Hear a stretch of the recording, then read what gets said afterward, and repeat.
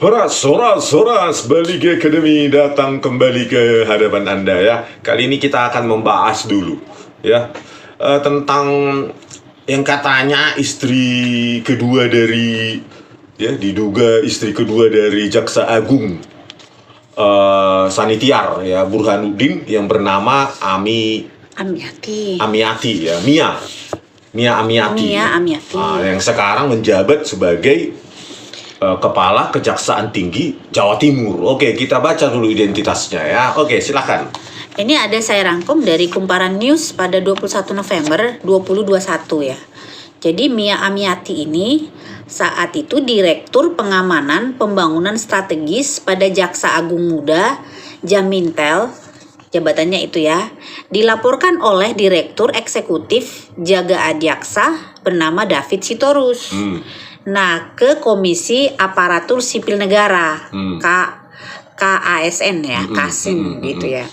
Karena diduga merupakan istri kedua dari Jaksa Agung Sanitiar Burhanuddin. Itu diduga gitu ya. Menurutnya, kenapa Pak David melaporkan? Ditanya wartawan lah ya. Lalu dijawab Pak Davidnya, istri sahnya kan Sruningswati Burhanuddin, ada pada website. Istri sahnya pada website resmi mereka mungkin ya. Terus jabatannya pula adalah Ketua Umum Ikatan Adiaksa Dharma Karini Pusat gitu. Seperti Dharma Wanita di Kejaksaan Agung lah ya. Jadi seperti jabatannya. Persit Persatuan Siapa tadi namanya? Sruningswati ya, sah. Jadi jabatan biasa, jabatan melekat, suaminya kepala apa, istrinya biasanya Dharma Wanitanya lah, gitu ceritanya. Ya, nah, jadi ibu ini yang tercatat di sana namanya Sruningswati Burhanuddin gitulah. Di website itu disebut ya. Terus kalau ini kita kembali lagi ke Mia Amiati. Memang dia dalam tulisan itu dibuat prestasi luar biasa lah dari sejumlah media. Prestasi katanya ya. Nah, ini yang tercatat yang saya bisa simak. Dia itu asisten pengawasan Kejati Kepri dulu. Yaitu ketemu Ardhito. Bukan Ardhito, ada itu ya.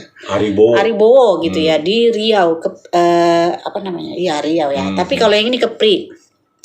Juga setelah itu jabatannya naik lagi, Koordinator Bidang Perdata dan Tata Usaha Negara pada Jaksa Agung Muda Bidang Perdata TUN, Tata Usaha Negara ya TUN. Gitu. Terus naik lagi menjadi Kepala Kejaksaan Tinggi Riau. Kepala Kejaksaan Tinggi Riau ya, Mia Amiati. Terus adalah sebuah kompetisi seleksi ya. Dia menjadi ranking 1 dari 6 pada ajang seleksi jabatan kejaksaan tinggi berkualifikasi pemantapan tahun 2020. Jadi penghargaan. Gitu. Ranking 1 dari 6 mungkin kompetisi antar Kajati gitu loh. Setelah itu dia itu prestasinya ya. Kemudian Direktur Penanganan Pengawasan Strategi pada Jamintel Kejagung. Itulah pas dia dilaporkan tadi. Kan tadi dilaporkan oleh David. Sebelum Kepala Kejaksaan Tinggi Jawa Timur itu udah dilaporkan dia Jamintel.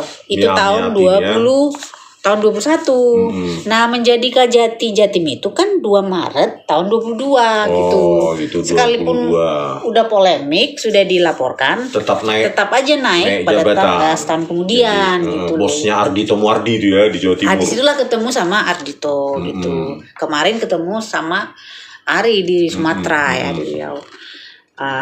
Sementara Pak David Sitorus ini kan kenapa dia melaporkan?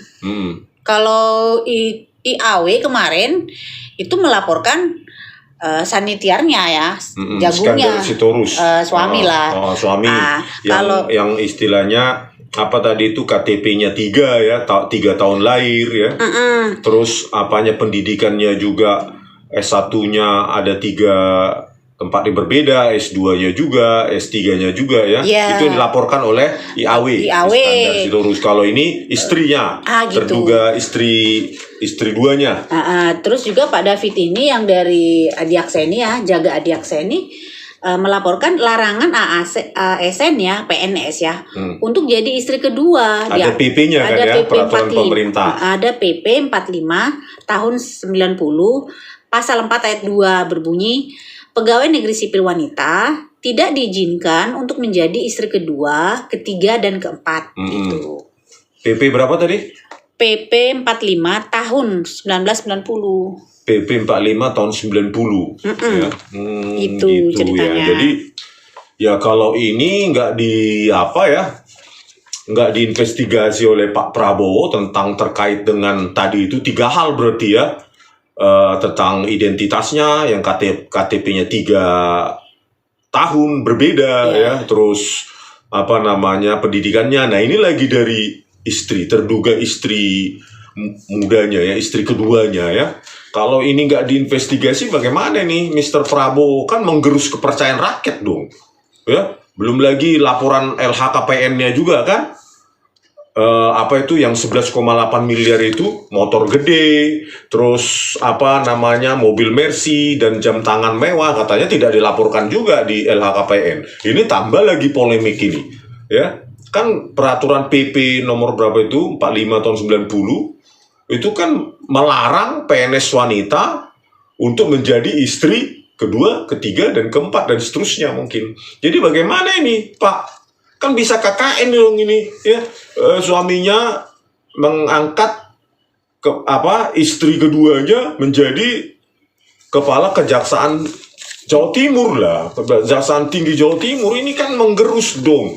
Masa jabatan publik seperti itu dimain-mainkan seperti itu, padahal kan anggaran semua dari rakyat ya. Bagaimana ini, Pak, kalau dia sendiri yang melanggar peraturan ya, peraturan pemerintah, terus juga LHKPN juga tidak dilaporkan barang-barangnya, mobil Mercy, jam tangan mewah, motor gede. Dia sendiri tidak taat aturan, taat azas katanya ya kan.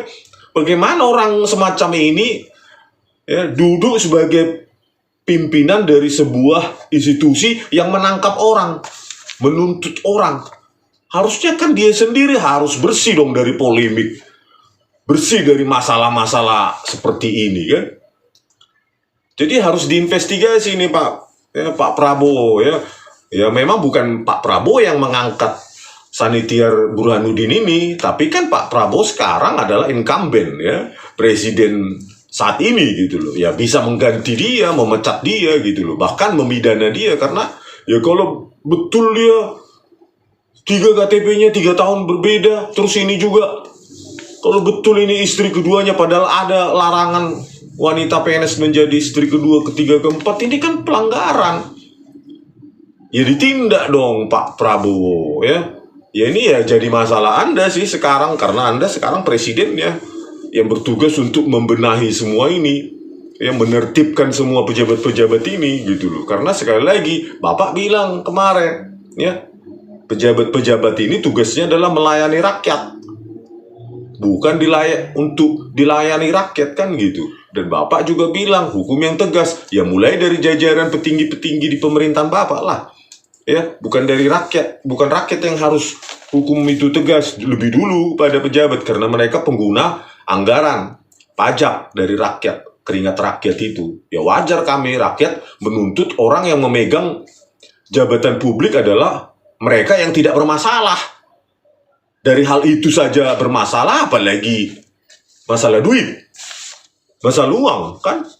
Cuma masalah-masalah sepele aja tidak beres, apalagi masalah duit, korupsi, sogok menyogok, suap, apalagi ada mafia hukum lagi ya, Jarod 1 triliun Richard kan.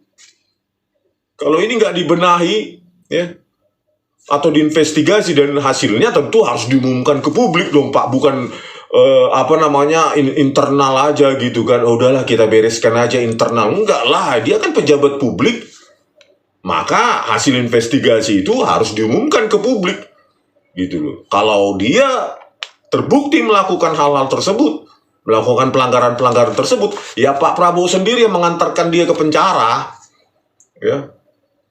Kalau tidak benar, ya luruskan dengan bukti-bukti ilmiah kan gitu. Bukan bukti-bukti yang cuma hanya omong-omong seperti Kapolda Sumatera Barat Irjen Suaryono mengatakan DVR itu terhapus otomatis, cuma ngomong aja tanpa ada bukti ilmiah ya. Rakyat kan sekarang sudah cerdas, ya.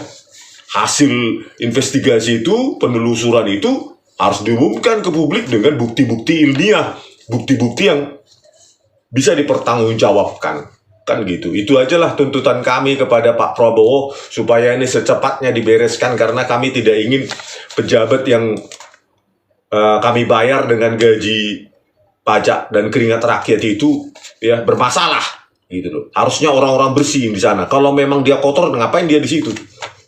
Gitu. Oke, sekian dulu ya dari kami. Cukup ya.